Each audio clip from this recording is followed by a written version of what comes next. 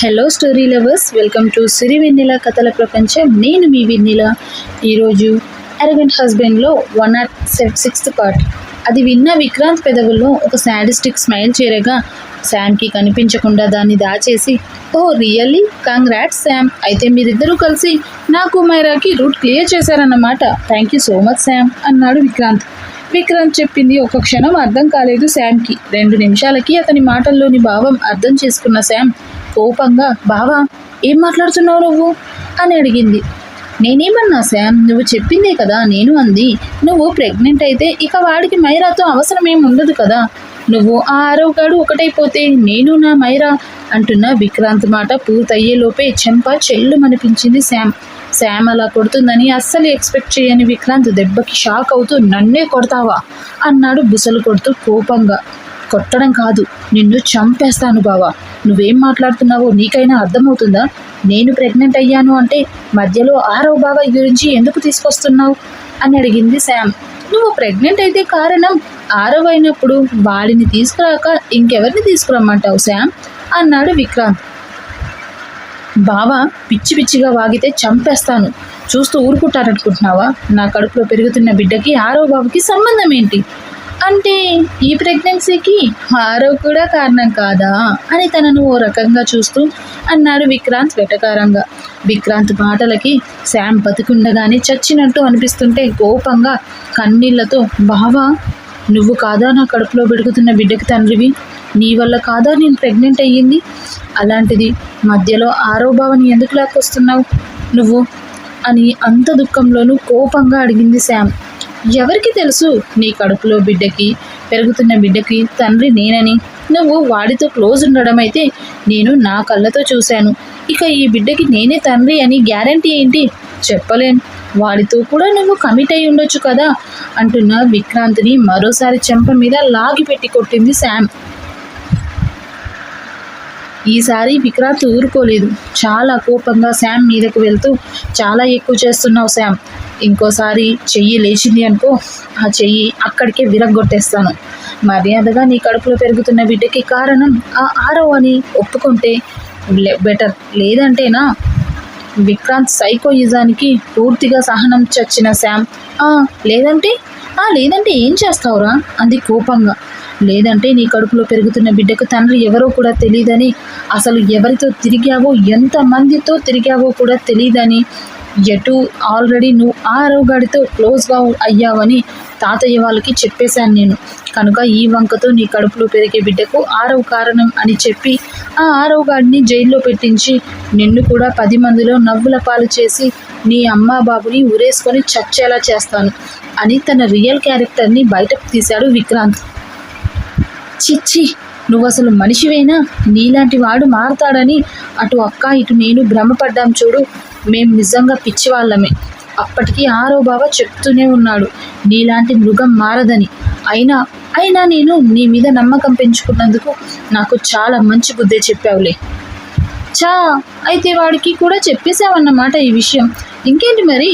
వాడికి ఎలాగో ఆస్తి కోసం ఓ బిడ్డ కావాలి. మైరా కడుపులో ఉన్న బిడ్డ అంటావా? ఆ బిడ్డను ఎలాగో నేను బ్రతకనివ్వను. సో అలాంటప్పుడు వాడికి కంపల్సరీగా ఆస్తి కోసం ఓ బిడ్డ కావాలి. నీకు అసలే నీ బావ అంటే చాలా ప్రేమ ఉంది కదా. నీ ప్రేమతో ఈ బిడ్డను తీసుకెళ్ళి వాడికి పుట్టే బిడ్డగా చెప్పేసామనుకో, వాడికి ఆస్తి వస్తుంది, నాకు నా మైరా వస్తుంది. ఎలా ఉంది బేబీ ఈ ప్లాన్ అంటూ అన్నాడు విక్రాంత్ కన్నింగా నవ్వుతూ. ఛీ, నువ్వు అస్సలు మనిషివి కాదురా, మృగం. నీలాంటి వాడిని మృగంతో పోలిస్తే అది కూడా సిగ్గుతో చచ్చిపోతుంది. మైరా అక్కకు కానీ మైరా అక్క బిడ్డకు కానీ ఏదైనా చేసామనుకో, చేయడం వరకు పక్కన పెట్టు, చెయ్యాలన్న ఆలోచన వచ్చినా కూడా మరో నిమిషం నీ ప్రాణాలు గాల్లో కలిసిపోతాయి. అసలు అంతవరకు ఎందుకురా? ఇప్పుడు నువ్వు నాతో మాట్లాడిన మాటలు ఒక్కసారి ఆరో బావకి చెప్పానే అనుకో, నీ పరిస్థితి ఏంటో ఒక్కసారి ఆలోచించుకో. నిన్ను చంపి నీ శవాన్ని ఊర కుక్కలకు కూడా అందకుండా చేయగలడు ఆరవ బావ.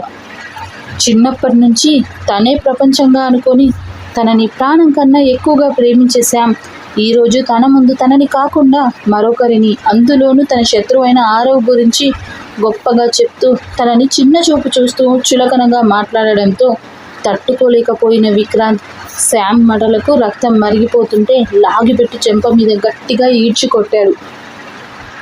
అంతే, విక్రాంత్ తన బలాన్ని అంతా ఉపయోగించి ఈడ్చి కొట్టడంతో దిర్రున తిరిగి 5 అడుగుల దూరంలో నేల మీద కింద పడిపోయింది శామ్. కింద పడి లేవలేకపోతున్న శామ్ జుట్టు పట్టి పైకి లేపిన విక్రాంత్, ఏంటి నన్నే బెదిరిస్తున్నావా? అది వాడి గురించి చెప్పి ఏం చూసుకొని నీకు అంత పొగరు? ఏం చూపించాడేవాడు నీకు? అంత బాగా నచ్చేశాడా? మరలాంటప్పుడు వాణ్ణి చేసుకోకుండా మళ్ళీ కడుపు కాకరకాయ అంటూ నా దగ్గరకు వచ్చి ఈ ఏడుపెందుకే? విక్రాంత్ మాటలకి అసహ్యంగా అతన్ని చూసి అతని చేతుల్లోంచి బలవంతంగా తన జుట్టు విడిపించుకొని, చిచ్చి, ఇప్పటి వరకు నా బిడ్డ కోసం చిన్నప్పటి నుండి నీ మీద నేను పెంచుకున్న ప్రేమ కోసం నిన్ను బతిమాలైనా సరే నా ప్రేమని బ్రతికించుకోవాలి అనుకున్నాను. నా బిడ్డకు నిన్ను తండ్రిని చేయాలి అని అనుకున్నాను. కానీ ఇప్పుడు చెప్తున్నాను విను, నీలాంటి వాడు నా బిడ్డకి తండ్రిగా కాదు కదా, కనీసం అసలు మనిషిగా కూడా ఈ భూమి మీద బ్రతకడానికి అర్హుడు కాదు. ఇప్పుడే నీ గురించి ఇంట్లో వాళ్ళకి, బావకి చెప్పి నీ నిజస్వరూపం ఏంటో బయట పెడతాను. ఈ ఇంట్లోంచి నిన్ను మెడపట్టి బయట గెంటేసేలా చేస్తాను అని ఆవేశంగా వెనక్కి తిరిగిన శామ్ చెయ్యి పట్టి విసురుగా వెనక్కి లాగి గొంతు పట్టుకొని గాల్లోకి లేపాడు విక్రాంత్. ఏంటి ఊరుకున్న కొద్దీ చాలా ఎక్కువ చేస్తున్నావు? నువ్వు ఇలా వెళ్ళి అందరినీ చెప్పేస్తా అంటే చేతులు కట్టుకొని చూస్తూ ఊరుకోవడానికి నేనేమైనా పిచ్చివాళ్ళ కనిపిస్తున్నానా? నువ్వొచ్చి బావా నీ రక్తం నా కడుపులో పెరుగుతుంది, నాకు నీ మీద చచ్చేంత ప్రేమ ఉంది అనగానే, అవునా బంగారం, నాకు నీ ప్రేమ మన బిడ్డ చాలు, అంతకు మించి ఇంకేం వద్దు అంటానని అనుకున్నావా? నా చిన్నప్పటి నుండి, నాకు ఊహ తెలిసినప్పటి దగ్గర నుండి నేను కంటున్న కళ ఈ రాజవంశం మొత్తానికి మహారాజుని కావాలని, ఈ ఆస్తి మొత్తాన్ని ఏకచక్రంతో ఏలాలని. అందుకోసం అసలు పుట్టిన దగ్గర నుండి ముక్కు మొహం తెలియని ఆ మైరా మీద పిచ్చి ప్రేమను పెంచుకున్నాను. అందుకే కదా నీ అంతట నువ్వుగా వచ్చి నన్ను ప్రేమిస్తున్నా అని చెప్పినా కూడా రిజెక్ట్ చేసింది. ఇన్నేళ్ల తర్వాత దాన్ని చూసి అది నా అందానికి ఏమాత్రం సరిపోదని తెలిసి కూడా నిన్ను మిస్యూజ్ చేసుకుంటున్నా అని చాలా బాధపడ్డాను. కానీ ఆ దేవుడు నాకు మరో అవకాశం ఇచ్చాడు ఆ రాత్రి. ఆ రోజు దాన్ని చూశాక ఆస్తి కోసం అలాంటి దాన్ని పెళ్లి చేసుకోవాలా అనే బాధతోనే తాగి నేనొస్తే నేను బాధపడుతున్నానని భ్రమలో నన్ను ఓదార్చడానికి నాకు దగ్గరయ్యావు. ఆ రోజు నేను నీకు మత్తులో ఒకటయ్యా అని నువ్వనుకుంటున్నావు. నిన్ను వదులుకోవడం ఇష్టం లేకే నిన్ను ఒక్కసారైనా నా దాన్ని చేసుకోవాలని పూర్తి స్పృహతోనే నిన్ను నాలో కలిపేసుకున్నాను. విక్రాంత్ చెప్తుంది వింటున్న శామ్కి దిగ్గిర్రున బుర్ర తిరిగిపోతుంటే, బావా అంది కళ్ళు పెద్దవి చేసి. బావనే శామ్, నిజానికి నిన్ను వదులుకోవడం నాకు కూడా అస్సలు ఇష్టం లేదు. అందుకే ఆ రోజు నీతో నేను కమిట్ అయ్యింది. దాంతో ఎప్పటికీ నువ్వు నా చెప్పు చేతల్లో ఉంటావని అనుకున్నాను. ఆస్తి కోసం దాన్ని పెళ్లి చేసుకున్నా కూడా నిన్నే నా ప్రేమకి సామ్రాజ్యదేవిని చేద్దామని అనుకున్నా. నువ్వు 6వ గాడి ఇంటికి వచ్చే వరకు కూడా నాలో ఆ ఆలోచనే ఉంది. కానీ ఏ రోజైతే నువ్వు 6వతో ఇంటికి వచ్చావో, ఆ 6వతో కలిసి తిరిగావో, నన్ను కాదని వాడికి సపోర్ట్ చేశావో, అప్పుడే డిసైడ్ అయ్యాను ఇక జీవితంలో నీకు ఛాన్స్ ఇవ్వకూడదని. అంతా కష్టపడి ఇన్నేళ్లుగా తాతయ్యను అమ్మమ్మను నమ్మించి ఆల్రెడీ దానికి పెళ్ళయ్యిందని తెలిసి దాని మొగుడు దాన్ని చిత్రహింసలు పెడుతున్నాడని వాళ్ళని నమ్మించి చివరికి వాళ్ళ నోటి నుండే దాన్ని 6వ గాడి నుండి తప్పించి నన్ను పెళ్లి చేసుకోమని అడిగేలా చేశాను. తీరా దాన్ని పెళ్లి చేసుకొని నా కల నెరవేరే టైంకి నువ్వొచ్చి నిన్ను ప్రేమిస్తున్నాను, నేను ప్రెగ్నెంట్ అని చెప్తే అవన్నీ వదిలేసి నిన్ను చేసుకుంటా అని ఎలా అనుకుంటున్నావే? నీ కడుపులో పెరుగుతున్న బిడ్డకు తండ్రి నేను అనే విషయం నీతోనే గాల్లో కలిసిపోవాలి. లేదంటే అన్నావంటే ఇప్పటికిప్పుడు చంపి పాడేస్తాను. అంతకంతకు పట్టు బిగుసుకుంటున్న విక్రాంత్ చెయ్యి శామ్ ఊపిరిని ఆపేస్తుంటే గాల్లో తేలుతున్న శామ్ కాళ్ళు నేలను తాకించడానికి చాలా ప్రయత్నాలు చేస్తూనే ఊపిరి ఆడడం కష్టంగా మారి ఒంట్లో చలనం తగ్గి కళ్ళు తేలేసి స్పృహ కోల్పోయింది శామ్. నీ కడుపులో పెరుగుతున్న బిడ్డకు తండ్రి నేను అనే విషయం నీతోనే గాల్లో కలిసిపోవాలి అంటూనే తన గొంతు చుట్టూ పట్టు బిగించాడు విక్రాంత్. విక్రాంత్ చెయ్యి శామ్ ఊపిరిని ఆపేస్తుంటే గాల్లో తేలుతున్న శామ్ కాళ్ళు నేలను తాకించడానికి ప్రయత్నాలు చేస్తూనే ఊపిరి ఆడడం కష్టంగా మారి ఇక కళ్ళు తేలేసి స్పృహ కోల్పోయింది అనుకున్న సమయానికి వెనక నుండి వచ్చిన ఒక చెయ్యి విక్రాంత్ మెడ చుట్టూ ఉరికంబంలా అల్లుకుంది. విక్రాంత్ మెడ చుట్టూ బిగుసుకున్న మోచెయ్యి అంతకంతకు పట్టుని పెంచుతూ ఉంటే అతని చేతిలో ఉన్న శామ్ గొంతు మీద తన పట్టు తగ్గుతూ ఉంది. ఊపిరి ఆడక గిలగిలా కొట్టుకుంటున్న అతని కాళ్ళు కొద్ది కొద్దిగా నేలను దాటి పైకి లేస్తుంటే గాలిలో ఉన్న శామ్ విక్రాంత్ చెయ్యి పూర్తిగా ఆమెను వదిలేయగా ఆమె కాళ్ళు నేలను తాకాయి. తన ఊపిరి ఆపుతున్న ఆ చెయ్యి ఎవరిదో తెలియక విక్రాంత్ ఆ చేతి మీద అతని చేతిని వేసి తీయడానికి చాలా ప్రయత్నిస్తూ ఉన్నాడు. దగ్గుతూ ఉండగా అప్పుడప్పుడే పూర్తి శ్వాస అందుతున్న శామ్ కూడా దగ్గుతుంది. గాల్లో తేలుతున్న విక్రాంత్ ఊపిరి ఆగిపోయే వేళ కళ్ళు రెండు తేలేస్తుంటే నార్మల్గా మారిన శామ్ విక్రాంత్ ఊపిరి తీస్తున్న సూర్య గారి చెయ్యి పట్టుకుని వదిలేయండి డాడీ అంది విక్రాంత్ని కోపంగా చూస్తూ. శామ్ మాటలకు తనని పట్టుకుంది తన మామ సూర్య అని అర్థం కాగానే కంగు తిన్నాడు విక్రాంత్. ప్రాణం పోతున్న ఆ చివరి క్షణంలో కూడా అతనికి ఒకటే ఆశ్చర్యం. 25 సంవత్సరాల వయసు, జిమ్ బాడీతో ఫుల్ ఫిట్గా ఉన్న తనని 4 వయసు దాటి అసలు కోపం అంటేనే తెలియని అమాయక చక్రవర్తి తన మావయ్య ఒంటి చేత్తో ఎలా ఎత్తి తన ఊపిరిని ఉక్కిరి బిక్కిరి చేశాడు అంటేనే నమ్మలేకపోతున్నాడు విక్రాంత్. తన ప్రాణాల మీదకు వచ్చినప్పుడు ప్రాణభయంతో పరుగులు పెట్టే ఏ అల్పజీవి అయినా తన పిల్లల ప్రాణాల మీదకు వచ్చినప్పుడు మాత్రం వేటాడే సింహంలా మారి వేటు వేస్తుందనేది లోకనీతి. జంతువుల్లోనే అంతలా ఉండే ఆ మమకారం మనుషుల్లో అయితే, అది కూతురంటే ప్రాణం ఇచ్చే తండ్రులకైతే ఎలా ఉంటుంది, ఎంత ఉంటుంది? కూతుర్ని ప్రాణంలా పెంచుకుంటున్న ఒక తండ్రికి తన కూతుర్ని తన కళ్ళ ముందే ఒకడు చిత్రవద చేసి చంపుతుంటే అది చూస్తున్న తన తండ్రికి అప్పుడు వయసు అడ్డొస్తుందా? రాదు కదా. ఇక్కడ అదే జరిగింది. ఇలా ఆలోచనలోనే అతని ఆయుష్ పరలోకానికి పలాయనం చిత్తగిస్తున్న వేళ మరోసారి శామ్ తండ్రిని వేడుకొని పెట్టిన ప్రాణభిక్షకు దబ్బున నేల కొరిగాడు విక్రాంత్. వదిలేయండి డాడీ, ఇలాంటి వాడిని చంపి మీరెందుకు హంతకుడిగా మారుతారు? కూతురు ఎంత చెప్తున్నా అతనిలో తగ్గని ఆవేశం పంజా విసిరిన పులిలా కింద పడిన విక్రాంత్ మీదకు వెళ్ళి అతని మెడ మీద కాలేసి తొక్కుతూ ఉంటే అతని కాళ్ళ కింద ఉన్న విక్రాంత్కి ఆ క్షణం సూర్య గారిలో హిరణ్యకశిపుడిని వధించడానికి వచ్చిన ఉగ్ర నరసింహుడి అవతారం కనిపించింది. భయంతో నిలువెలా చెమటలు పట్టి అతని మెడ మీద ఉన్న కాలు పట్టుకొని నన్ను క్షమించండి మావయ్య అని అన్నాడు ఒక్కో అక్షరం కూడబలుక్కుని. అయినా అతనిలో చల్లారని అగ్నిజ్వాల లావాల పెళ్ళుబెక్కుతుంటే ఇంకా గట్టిగా తొక్కుతూ, నా కూతురు గొంతు పట్టుకుంటావురా నువ్వు? నీకెంత ధైర్యం? నా కూతురు క్యారెక్టర్ని తప్పు పడతావా? ఏం కూసావరా కుక్క? ఇప్పుడు వాగరా.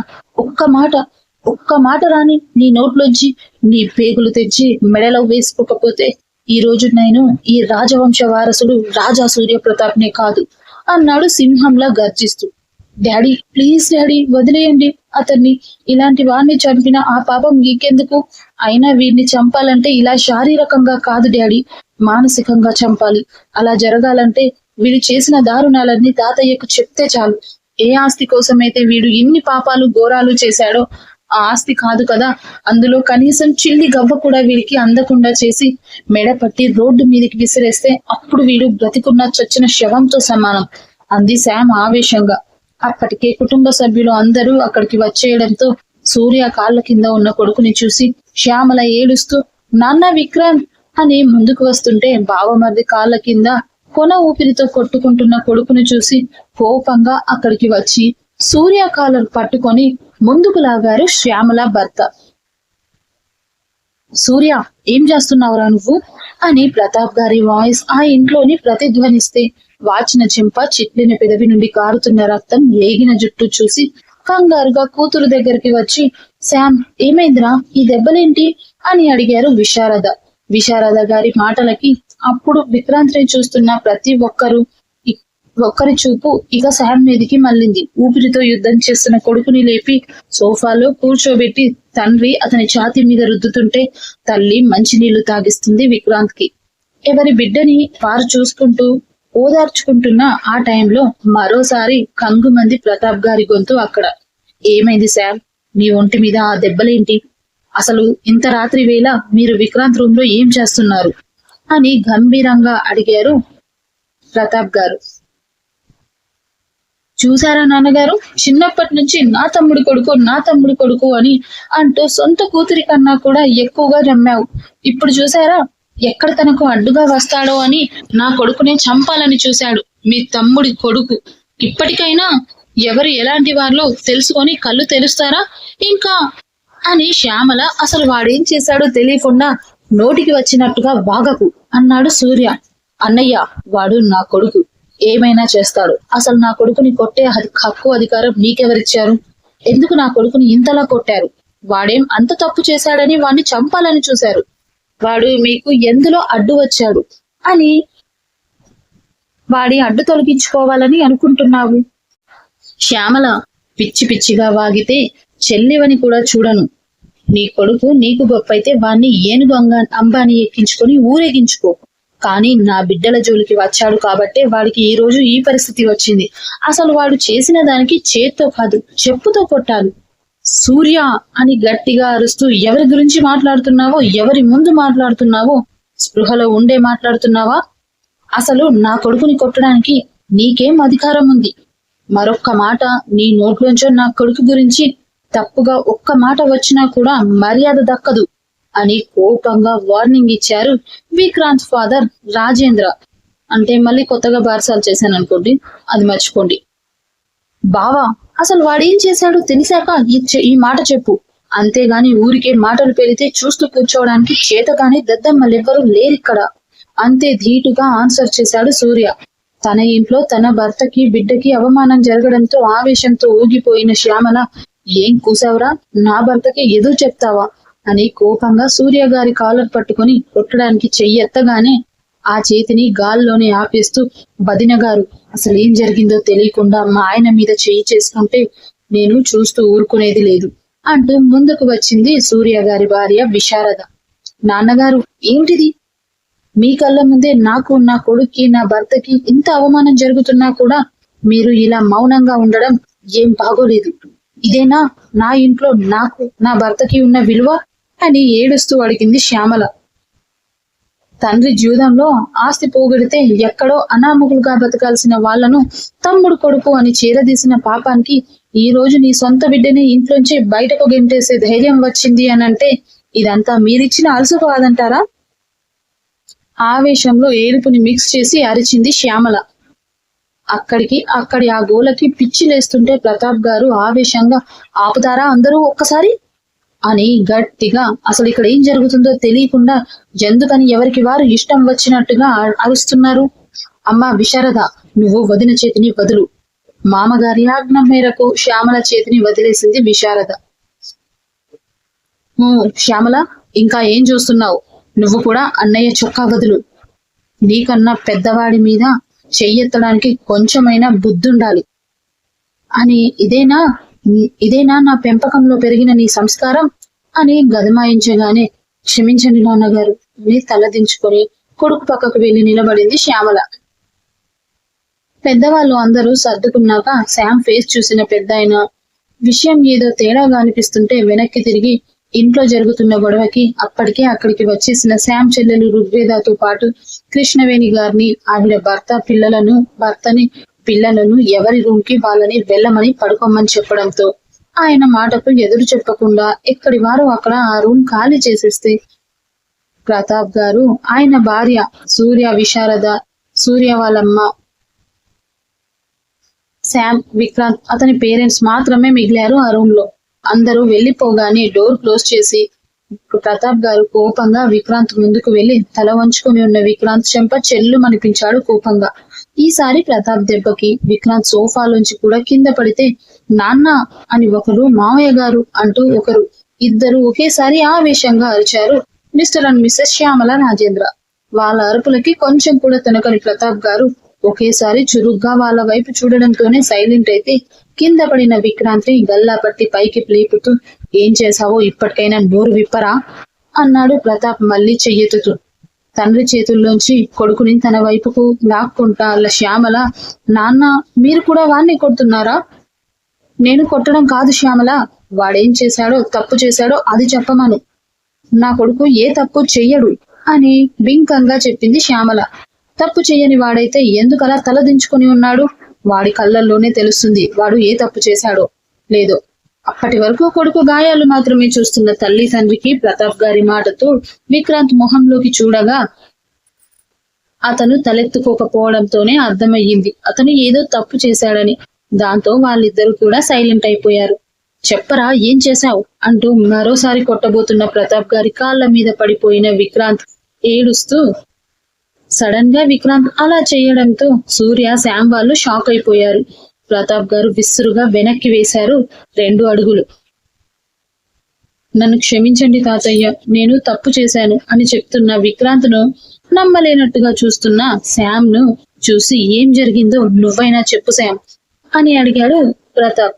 శ్యామ్ తనకు జరిగింది చెప్పలేక తల దించుకుంటే సూర్య గొంతు విప్పాడు ఇక నిజాలన్నీ అందరికీ తెలియజేయడం కోసం. ఆస్తి మీద ఉన్న ఆశతో మైరా మీద లేని ప్రేమను ఉన్నట్టు ఆడిన నాటకం. మైరా ప్రెగ్నెన్సీ, దాన్ని తీసేయడానికి విక్రాంత్ పడిన పన్నాగాలు, అన్యోన్యంగా ఉంటున్న 6వ మైరాలను విడగొట్టి ఆస్తి కోసం మైరాను పెళ్లి చేసుకోవాలనుకోవడం, మైరా ఇప్పటికీ కూడా ప్రెగ్నెంట్ అని, చివరికి విక్రాంత్ తన కూతురు జీవితంతో కూడా ఆడుకోవడం, ఇప్పుడు తను ప్రెగ్నెంట్ అవ్వడం, దానికి విక్రాంత్ ఆమెని అన్న మాటలు, అవమానాలు, మొత్తంగా విక్రాంత్ పాపపు చిట్ట అంతా విప్పుతుంటే ప్రతాప్ గారి పిడికిలి గట్టిగా ఆవేశంతో బిగుసుకుంటే కొడుకు చేసిన నిర్వాకాలన్నీ తెలిసిన ఆ తల్లిదండ్రుల తలలు పూర్తిగా పాతాళానికి పతనమయ్యాయి. సూర్య చెప్పింది విన్న ప్రతాప్ గారిలో మరోసారి ఆవేశం కట్టలు తెంచుకొని అతని చేతి దెబ్బ విక్రాంత్ను చేరేలోగానే శ్యామల గారి చేతిలో మరో చెంప పగలగొట్టించేసుకున్నాడు విక్రాంత్. అమ్మా అని విక్రాంత్ చిన్నగా అనబోతుంటే చిచి నన్నలా పిలవద్దు, నీలాంటి వాడినా నేను నా కొడుకు అని వెనకేసుకోవచ్చింది. ఆస్తి కోసం లోకం చూడని పసికందుని చంపాలని అనుకున్నావు. ఆ పాపంలో నన్ను కూడా కలిసేలా చేశావు కదరా. నువ్వు అసలు నా కడుపున చెడపుట్టావు. చి అంటే ఆ రోజు విక్రాంత్ జ్యూస్ లో అబార్షన్ టాబ్లెట్స్ కలపడం వరకు మాత్రమే శ్యామలకు తెలుసు. కానీ దానికి రీజన్ మాత్రం ఆరవ్ మంచివాడు కాదని, ఆరవ్తో ఉంటే మైరాకి కష్టాలు తప్పవని ఇంట్లో అందరిలాగే శ్యామల గారిని కూడా నమ్మించాడు విక్రాంత్. తనకు నిజంగానే మేనకోడల మీద ప్రేమ ఉండడంతో కొడుకు చేస్తున్నది తప్పని తెలిసినా కూడా ఆ రోజు అలా చేసింది. ఇక్కడ శ్యామల క్యారెక్టర్ పూర్తిగా చెడ్డది అని కాదు, అలా అని సాధు జంతువు కాదు, కేవలం స్వార్థపరురాలు మాత్రమే. అది కాదమ్మా, నాకు నిజంగానే మైరా అంటే అంటున్న విక్రాంత్ మరోసారి లాగి పెట్టి కొట్టారు ప్రతాప్.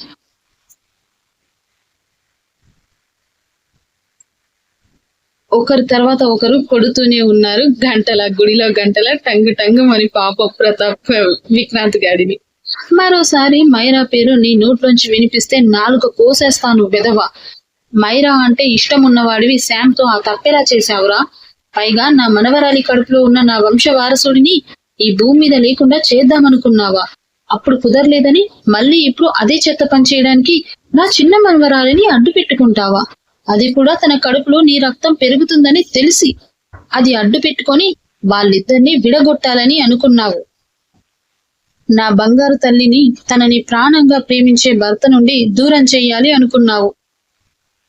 తనని మానసిక క్షోభకి గురి చేసిందే కాక కడుపులో ఉన్నదని కూడా చూడకుండా శ్యామ్ ని కష్టపెట్టావు.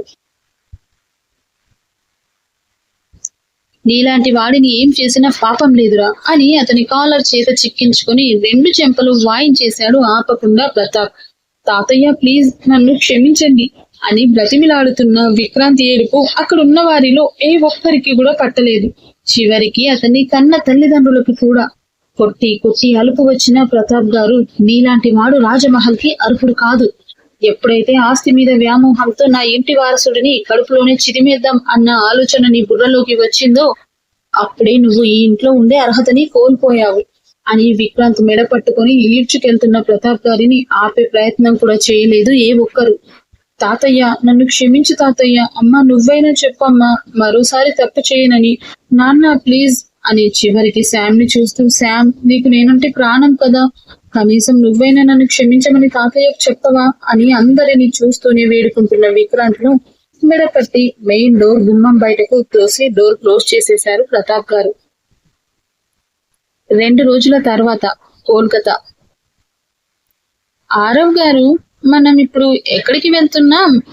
తనని 2 చేతుల్లో ఎత్తుకొని రూమ్ దాటుతున్న ఆరవ్ మెడ చుట్టూ చేతులు వేసి ముద్దుగా అడిగింది మైరా.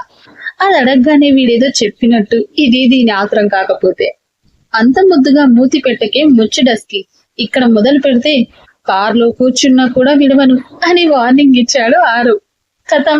ఇక ఆరవ్ మైరా ముడిచిన పెదాల వంక ముద్దుగా చూస్తూ ఒక్కసారి కూడా అడగగానే ఏది చెప్పరు కదా అని మూతిని 33 వంకర్లు తిప్పాలని ట్రై చేసి ఆరవ్ చూసిన చూపుకి ఆ ప్రయత్నాన్ని విరమించుకొని సైలెంట్ గా ఆరవ్ గుండెల్లోనే మొహాన్ని దాచేసింది డస్కి. మైరా కోరిందని ఇంట్లో బ్రేక్ఫాస్ట్ స్కిప్ చేసి డైరెక్ట్ గా బయటకు వచ్చిన ఆరవ్ మైరాను కారులో కూర్చోబెట్టి సీట్ బెల్ట్ కూడా పెట్టేసి తాను డ్రైవింగ్ సీట్ లో సెటిల్ అయ్యాడు. 20 నిమిషాల తర్వాత కోల్కతాలోనే బెస్ట్ రెస్టారెంట్ ముందు కార్ పార్క్ చేసి మైరాతో కలిసి లోపలికి వెళ్ళగా అక్కడ మెన్యూ చూడకుండానే వాళ్ళు వస్తున్నట్టు ముందుగానే ఆరవ్ ఇచ్చిన ఇన్ఫర్మేషన్ ప్రకారం 1 గంట పాటు ఆ ఫ్లోర్ మొత్తం కేవలం ఆరవ్ కోసమే రిజర్వ్ చేయడంతో వాళ్ళు మాత్రమే ఉన్నారు అక్కడ. ఆ తర్వాత రెస్టారెంట్ మేనేజర్ వచ్చి స్వయంగా ఆరవ్ ను విష్ చేస్తుంటే మైరా కోరినట్టుగా the best masala dosa order చేశారు ఆరవ్. బట్ దాంట్లో కూడా మైరా డైట్ కి తగినట్టుగా ఇంగ్రీడియంట్స్ యాడ్ చేసి స్పైసెస్ తక్కువగా ఉండేలా చూడమని చెప్పగానే ఆ మేనేజర్ పళ్ళన్నీ బయట పెట్టి నవ్వుతూ విత్ మై ప్లెజర్ సార్ అంటూ అతను వెళ్ళిపోతే తనను బయటకి ఎందుకు తీసుకొచ్చాడో అర్థమైన మైరా కళ్ళల్లో మెరుపుతో ఆరవ్ వైపు చూస్తూ థ్యాంక్స్ అని ఆరవ్కి చెప్పబోతూ ఆరవ్ చూసిన చూపుకి మిగిలిన సగం వర్డ్ ని గొంతులోనే మింగేసి గుటకలు మింగుతూ వెర్రి నవ్వు నవ్వింది పాప. 10 నిమిషాలు మైరా కోరినట్టు గీతో రోస్ట్ చేసిన మసాలా దోశ తన ముందున్న టేబుల్ మీద డెలిషియస్ గార్నిష్ తో నోరూరిస్తుంటే పాపకి ఆటోమేటిక్ గా నోట్లోంచి వాటర్ ఫాల్ స్టార్ట్ అయ్యాయి. యాజ్ యూజువల్ పాప దోశ తింటూనే ఆరవ్కి కూడా సలాడ్ తినిపిస్తూ అరగంటకి బ్రేక్ఫాస్ట్ కూడా ఫినిష్ చేసుకుని అక్కడి నుండి మరో చోటికి సార్ పైన స్టార్ట్ అయ్యారు మన హీరోయిన్. ఆరవ్ వాళ్ళు ఇంటి నుండి బయటకు వెళ్ళిన అరగంట తర్వాత ఆ కాంపౌండ్ లోకి వేగంగా వచ్చి ఆగాయి 3 కార్లు ఒకదాని తర్వాత ఒకటిగా. ఒకేసారి వస్తున్న అంతమందిని రంగమ్మ విచిత్రంగా చూస్తుంటే ఆరవ్ వాళ్ళ తాతగారు మొహం చిట్లించి వీళ్ళు మళ్ళీ ఎందుకు వచ్చారా అన్నట్టుగా చూశారు, కళ్ళు చిన్నవి చేసి. మరి ఇంతకీ వచ్చింది ఎవరై ఉంటారు? గెస్ చేయండి. స్టోరీ నచ్చితే లైక్ చేయండి, షేర్ చేయండి, కామెంట్ చేయండి. నాకు తెలుసు మీలో కొంతమందికి ఈ ప్రతాప్ వాళ్ళది కొంచెం ఏమంటారు బోర్ ఫీల్ అవుతున్నారని, కానీ సీజన్ ఎండింగ్ లోకి వచ్చిందండి. సో మెయిన్ గా టర్న్ అయ్యే ట్విస్ట్ ఇక్కడే ఉంటుంది. మీరు ఇది మిస్ అయితే సెకండ్ సీజన్ ని కంటిన్యూ చేయలేరు. సెకండ్ సీజన్ ఇంకాస్త ఇంట్రెస్టింగ్ గా ఉండబోతుంది. మెయిన్ ట్విస్ట్ ఉంటుంది ఈ 5 ఎపిసోడ్స్ లో, కాబట్టి ఖచ్చితంగా వింటూనే ఉండండి. స్టోరీ నచ్చితే లైక్, షేర్ అండ్ కామెంట్ చేయండి. నా ఛానల్ ని సబ్స్క్రైబ్ చేసుకోండి.